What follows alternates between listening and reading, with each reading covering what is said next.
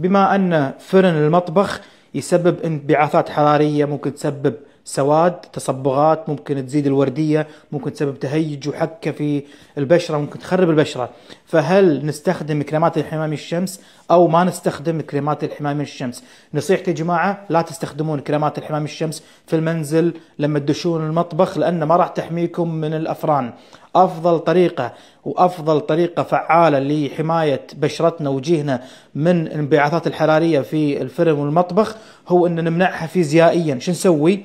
نبعد لما نفتح الفرن، نخلي الحرارة تطلع أول، بعدين نقرب من الفرن. الشيء الثاني نتلثم.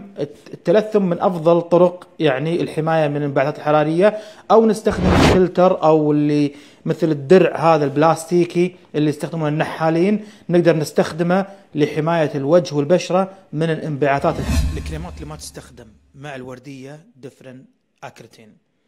سكنرين نظريا على الكتب يستخدم ويعتبر سكنرين من علاجات الورديه، ولكن من تجربتي انه يهيج الورديه بصراحه، فما انصح باستخدام الورديه للسكنرين. اذروايز نستخدم الكريمات الثانيه. الفيتامين سي امن للورديه. افضل شيء لتجاعيد الجبهه البوتوكس. بس تبين شيء يوخر التجاعيد كعلاج منزلي ماكو، ولكن شيء يمنع التجاعيد على المدى البعيد هو اما فيتامين اي او سيرامات فيتامين سي. تحت العين نستخدم نفس الشيء، فيتامين سي. طبعا ما نستخدم فيتامين اي، ونستخدم الليزر تحت العين للتجاعيد. اما تحت العين فما نستخدم البوتوكس. مفهوم يا جماعة؟ مرة ثانية، الجبهة افضل شيء البوتوكس، وعلاج منزلي او شيء يمنع التجاعيد على المدى البعيد هو اما فيتامين اي وفيتامين سي. تحت العين ما نقدر نستخدم فيتامين اي، نستخدم فيتامين سي، ونستخدم طبعا الليزر، لأن ما نقدر نستخدم البوتوكس تحت العين. أرجو أنه يكون واضح العملية. واحدة تسأل عن الحبوب اللي تأثر على القولون. الفيتامينات ما تأثر على القولون، حبوب مينوكسيديل ما تأثر على القولون.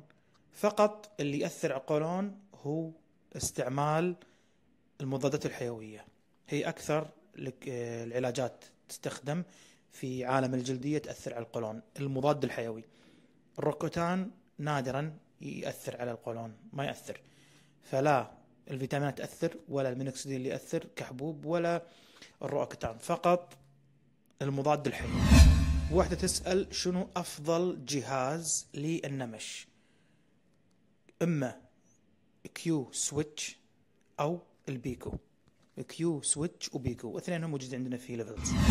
ما أنصح خلط مع بعض، ولكن بينهم على الأقل ساعة أو ساعتين ممكن، ولكن يكون بينهم وقت. أما خلطهم مع بعض ما أنصح. خلط هالكريمين اللي مكتوبين تحت مع بعض ما أنصح، ولكن بينهم ساعة أو ساعتين. شوفوا الحبوب تحت الجلد أنواع كثيرة. إذا كنت تقصدين جلد الوزة هذا موضوع ثاني. أما إذا تقصدين الحبوب اللي مثلا تمسكين خدك تحسين بارتفاع، إذا كانت رؤوس سوداء نشيلها بالإيد عن طريق ملقاط طبي يستخدم في اللي هي جلسات تنظيف البشرة من الآخر.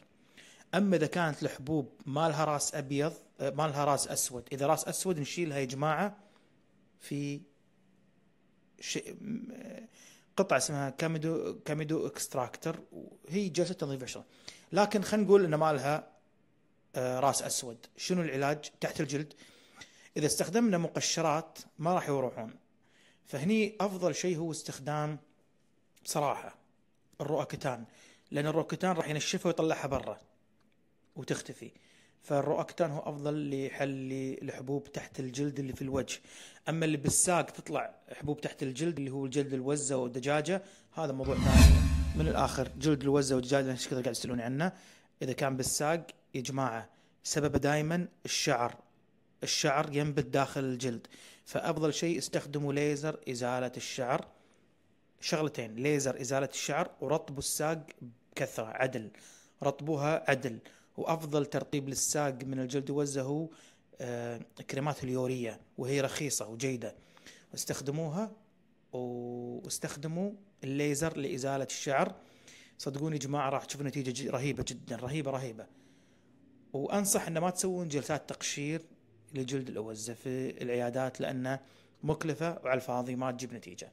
فنصيحة لا تسوون جلسات التقشير، فقط ليزر ازالة الشعر. سووها عند يعني ليزر ازالة الشعر هو ليزر ازالة الشعر، يعني عند اغلب العيادات هو نفس الشيء تقريبا في نتيجة الجلد يوزع ورطب عدل باليوم.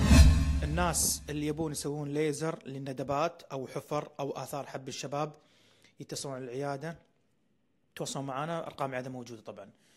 تاخذي موعد معاي او مع الدكتور محمد دهون او مع الدكتور فواز العنزي اللي انضم لنا حديثا.